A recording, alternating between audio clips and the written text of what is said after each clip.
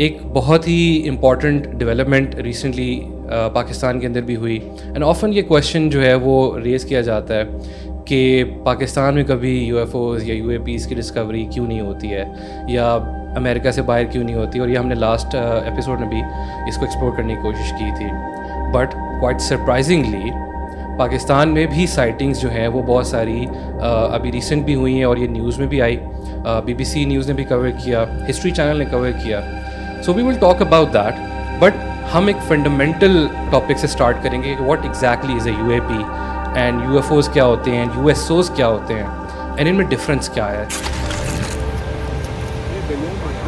It's not a, no. This is not a balloon and this is not an aircraft.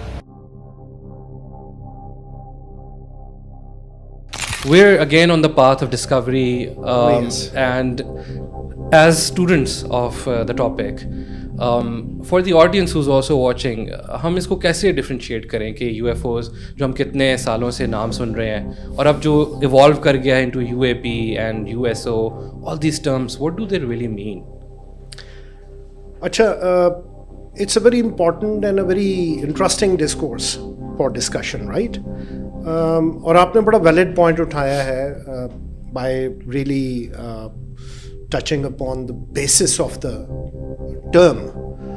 Now, UFO plainly stands for Unidentified Flying Object.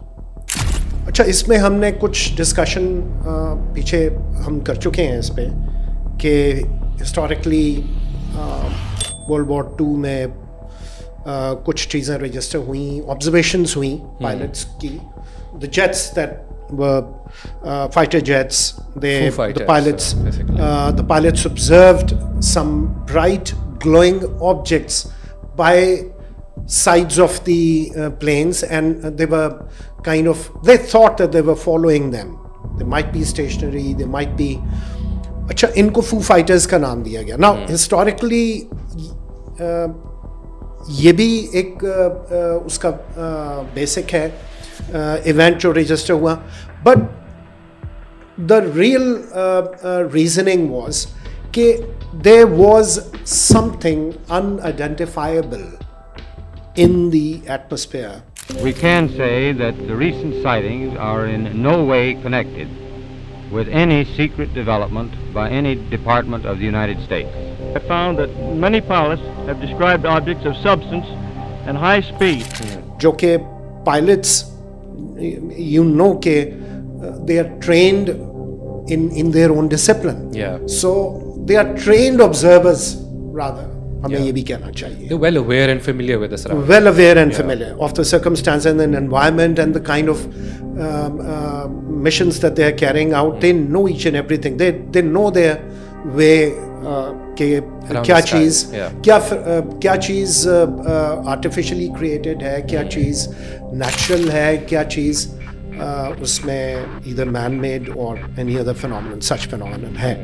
So basically تو یہ you F Os اسی زمرے میں آتی ہیں کہ ایسی چیز جو آپ نیچرلی ڈیفائن نہیں کر سکتے، جس کو جو کہ ایٹماسفیئر میں لرک کر رہی ہے، ایٹماسفیئر میں تیر رہی ہے، یا ایٹماسفیئر میں موو کر رہی ہے ود ایز اینڈ امپیونٹی، بہت آسانی کے ساتھ.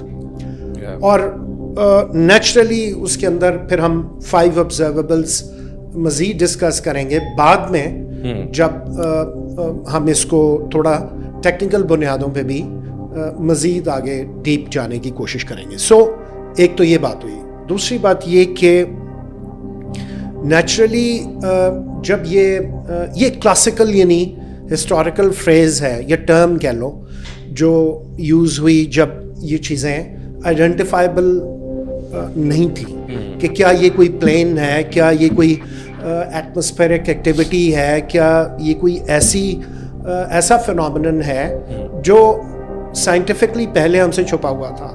ٹھیک ہے، بٹ لیٹر آن یہ دیکھا گیا کہ اس میں بہت سارے ویزیبلٹی یا بہت سارے انسٹنسز ایسے بھی تھے جب یہ فزیکل نٹس اینڈ بولٹس کے کیسز کی طرح ہو کر سامنے آئے. اچھا، اس لیے ان کو یو ایف اوز کی ٹرم دے دی گئی.